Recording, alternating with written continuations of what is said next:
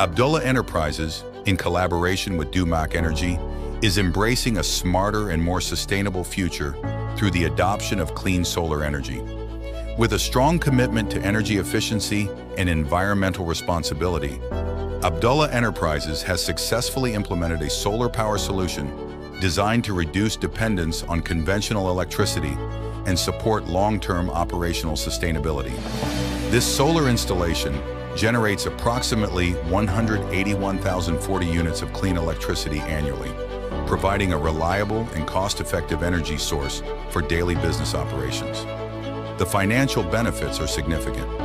Through this investment in renewable energy, Abdullah Enterprises is achieving annual electricity savings of over 7.6 million rupees, helping the company lower operating expenses while safeguarding against increasing energy costs.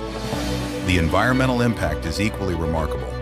By producing clean solar energy, the system reduces approximately 81.5 tons of carbon emissions every year, making a meaningful contribution toward a greener and healthier environment. To put this into perspective, the environmental benefit is equivalent to planting nearly 3,880 trees annually, supporting cleaner air and a more sustainable future for generations to come.